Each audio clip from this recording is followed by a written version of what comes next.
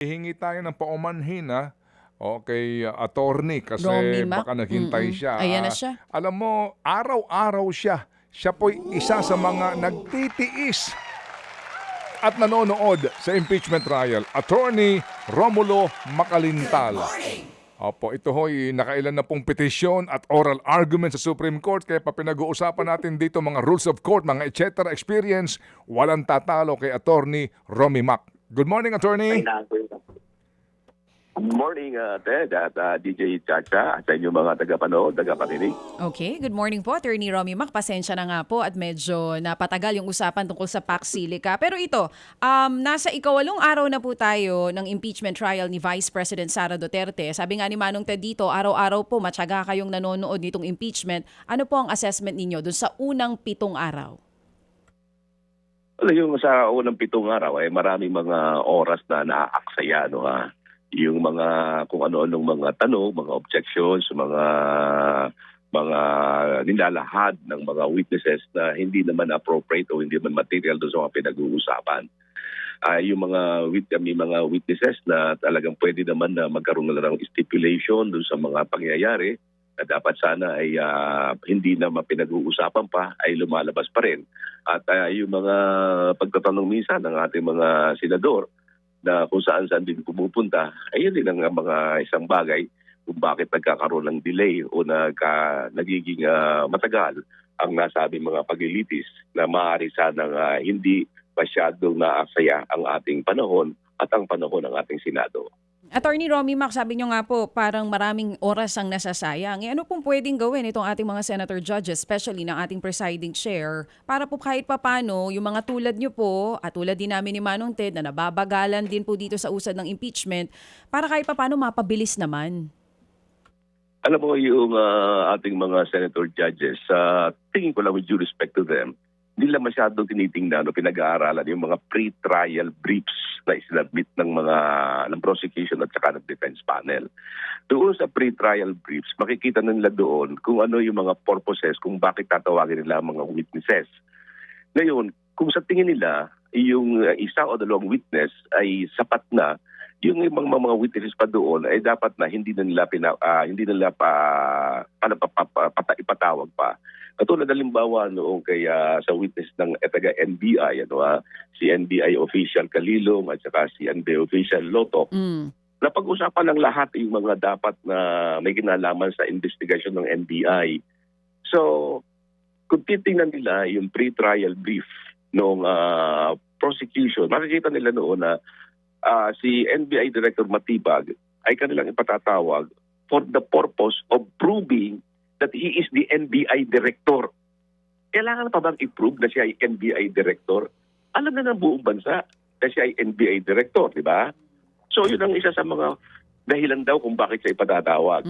Second purpose, to confirm the investigations of the NBI. Hindi ba na-confirm na yun ng NBI official Lotok and Anilong? At saka in order to confirm the results of the investigation, na-confirm na yun ni Kalilong at saka ni Lotok. So bakit pa patatawag si Melvin Matibag? So ano nga nangyari kahapon? Pinatawag siya. So ano nangyari? Bumalik na naman sa dati tungkol sa mga investigasyon, sa kanyang qualification, hanggang nalaman pagtuloy ng NBI sa defense panel, natatanong siya, ano ba ang personal na pagkakaintindi mo sa mga nangyaring investigasyon? Ay hindi ko po alam, wala po ako doon, I have no personal knowledge. So lumalabas tuloy, wala pala siyang personal knowledge doon sa mga naging investigasyon, ay bakit pa siya ipinatawag? So ngayon, nagkaroon pa rin ng pagkakataon ng defense panel na humingi ng continuance. Ang ibig sabihin ng continuance, postponement muna ng pagtatanong para gawin nga sa araw na ito. So ano nangyari? Delay. At yung mga ibang manifestation ng mga senator judges, hindi rin naman masyadong naangkop sa pagkakataong yun. Kahapon, kung titingnan ninyo, ang nagbigay lang ng magandang katanungan ay si Senator Rapi Tulfo. Tinanong niya bakit kung ang charge natin kay Sara Duterte ay yung pagbabanta sa buhay ng Pangulo, ay bakit yung isang teacher na nagbanta o na magbibigay siya ng 50 million sa makakapatay kay Duterte ay inaresto. ng walang warrant, bakit hindi pina-aresto si yung Vice President at saka si Mayor Baste na nagbigay din ng ganung matitinding mga pagbabanta. So yung mga bagay na yun ay dapat na tinitingnan mabuti ng ating mga senator judges. Ang pasabog yata na tinutukoy nila dito sa umano'y pagharap ni Ginoong Matibag sa court ay yung affidavit nitong si Las Cañas na tumutukoy daw kay VP Sara na dating mayoran Davao na siya rin pong bahagi ng Oplan Tokhang. Anong take niyo po doon? Well, para sa akin, hindi na masyadong material yun sapagkat nakita na rin naman yung mga pagbabanta ng Vice President Sara Duterte.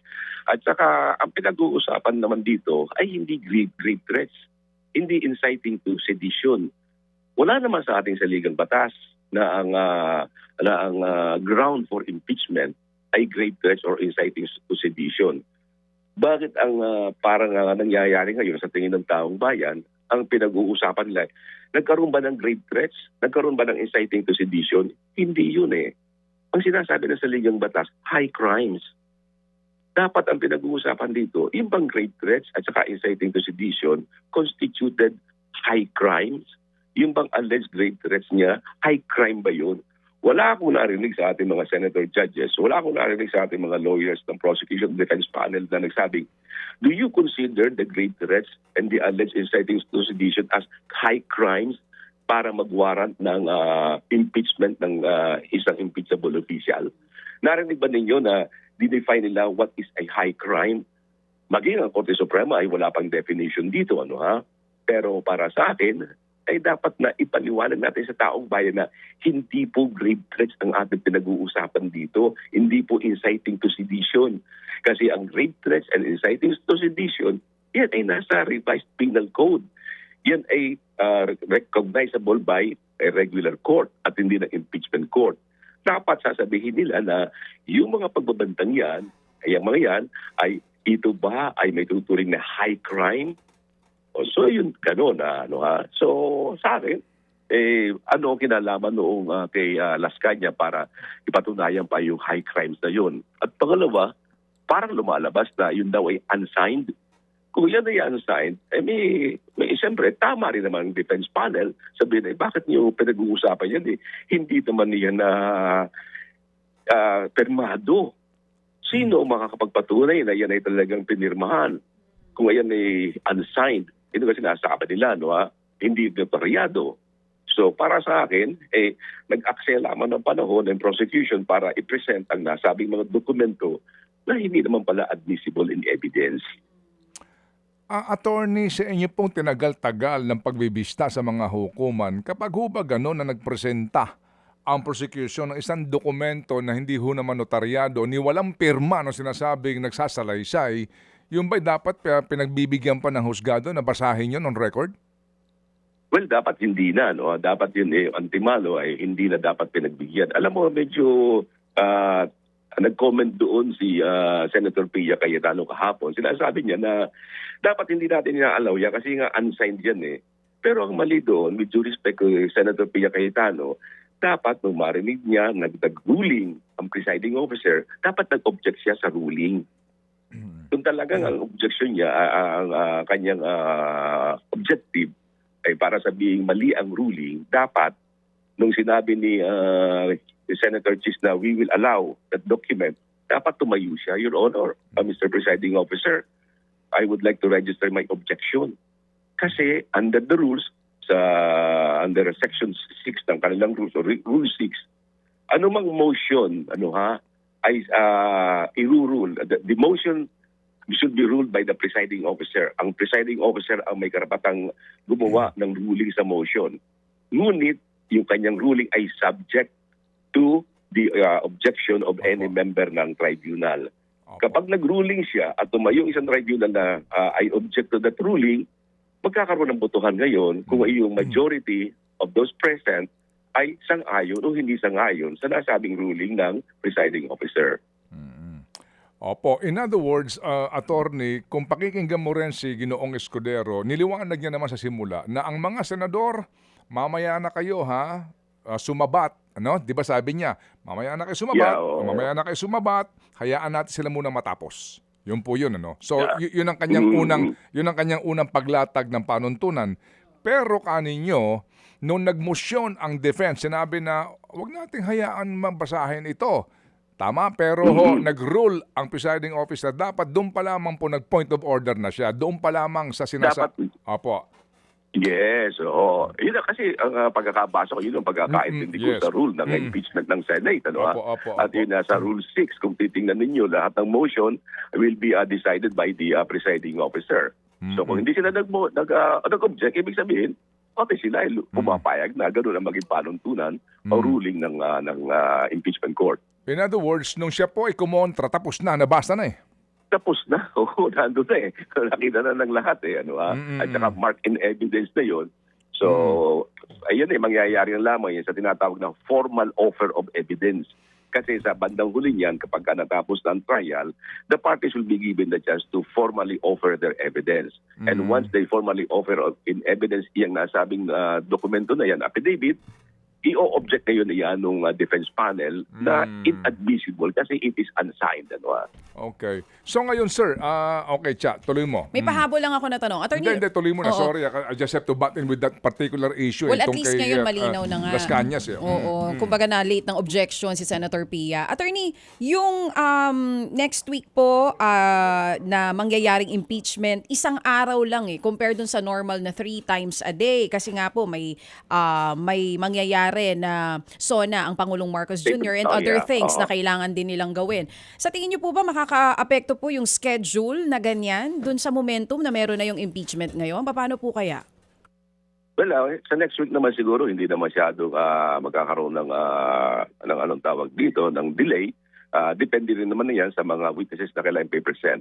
Pero tingnan ninyong lahat ito, lahat ng Article 1, 2, 3, 4, lahat yan betrayal of public trust. Lahat yan culpable violation of the Constitution. Kung titingnan ninyo, iisa ang tinutukoy ng Article 1, Article 2, Article 3, Article 4. Culpable violation of the Constitution. Lagi andun yun eh. So in other words, kung titingnan ninyo, ano-ano ba mga ebidensyang ito? Bakit ba hinati-hati pa ito para hatiin pa yung mga articles? Bakit hindi na lamang isang article ang pag-usapan nila? Alin ba dyan para pagsamasamahin nila yung mga ebidensya na maaari na magamit? Yung nga po, no? I mean, well, ito na ho yan ngayon eh. So ito na ho ang sitwasyon natin. So anyway, to abbreviate the proceedings, Madam Chair, Okay, Mr. Chair, you may proceed. You are Attorney, ganito recognized. Po. Okay. Ito, sorry po, pwede ho kayong sumagot, pwede rin po hindi.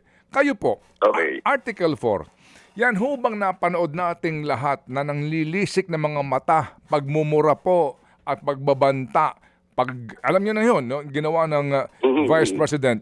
Yan ho ba ay culpable violation of the Constitution and constitute high crimes para siya matanggal sa pagka-Vice Presidente?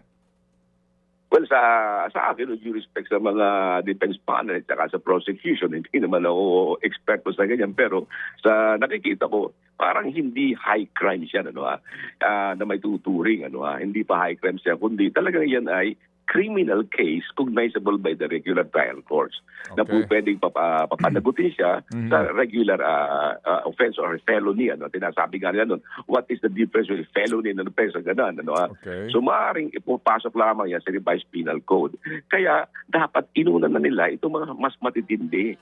Itong graft and corruption, itong tinatawag na unexplained wealth. Dapat ito ang pagtuunan ng pansin ng prosecution. At dito sila, talagang yung panahon nila, igugulin nila rito. Kung gugugulin mo lamang yan tungkol doon sa mga pagbabanta na yun, na alam na yan ng taong bayan. Alam na yan ng kahit sino. Opo. Yung nakita na yan ng taong bayan. Ang hindi nakikita ng taong bayan, ano ba yung 61.5 million Billion. na sabi nila na billion na misappropriated. Iyon ang hinihintay natin eh. Hindi natin alam yung ano nangyari yun. Opo. Ano ba yung salin niya Paano tumaas ang kanyang salain? Paano pagkakamali ng kanyang salain? Ano yung tax records niya? Yun ang dapat na pagtuunan ng pansin. Hindi patagalin dito sa alam na natin ito. Isang araw lang ito, dapat tapos na yun eh. Opo. Yung sa tungkol dyan sa grave threats na yan at saka inciting to sedition. Oo. Isang araw lang pwede na yun. Opo. Attorney, with Agree. all due respect no sa kanila, pati yung video hindi naman kinontra ng defense eh. Ang tagal ng diskusyon, inabot ng ilang araw, wala namang question eh. Hindi po ba? Wala, oo. Anyway. Alam mo, ang dapat talaga noon, nagkaroon lang stipulation. Would the counsel for the defense admit na meron ganitong video? Ganun lang, di ba? Pag in-admit na yun, okay na. Tapos na. Opo. Anyway, so attorney, kayo po kaninyo dapat inuuna na ito kasi dito pa lang sa video na to na alam nga natin lahat, katakot-takot na objection, etc., etc. Paano pa kaya pinag-usapan na yung bank records ng Vice Presidente, Yan, di ba, oo. na ilalabas ngayon, di ba? Yan ang ating aabangan na Ted and DJ Chacha. No? Diyan ko gusto makita gaano katindi ang ebidensyang ihaharap nila. Yan ang hinahintay ng taong bayan. Yan ang pinakahihintay natin. Diyan tayo sabik na sabik. Kasi ito ang masasabi ko na kung sakaling mapatunayan nila, ay talagang betrayal of public trust and black and corruption. Pasok na pasok ito doon sa grounds for impeachment sa ilalim ng ating saligang batas. Itong sa grave threats na ito, wala. At saka, isa grave threats na yan, kita mo, tinanong si Matibag, gaano niyo katagal malalaman kung sino yung tao? Hindi niya malaman kung gaano katagal. Hanggang pinilit lang siya ni Gatchalian.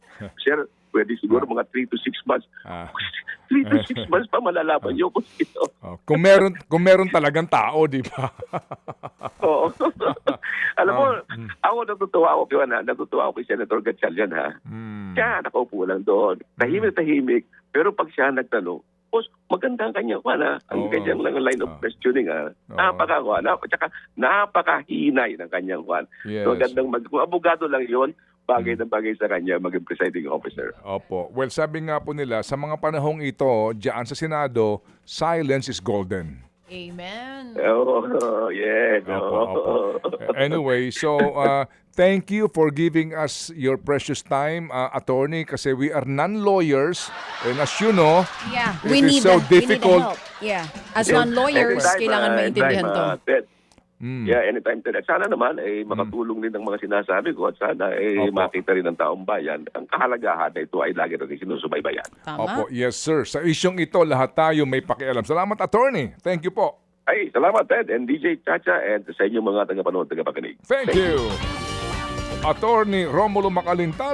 Mga kapatid, patuloy po kayong tumutok sa 105.9 True FM para sa totoong balita, impormasyon, music and entertainment. Mag-subscribe sa aming YouTube channel at podcast at sundan nyo kami sa Facebook, Instagram, X at TikTok sa True Network PH. Bisitahin din po ang aming official website, truefm.ph. At panoorin din kami sa True TV Signal, Channel 19. Kami po ang 105.9 True FM. Laging true sa'yo, kapatid.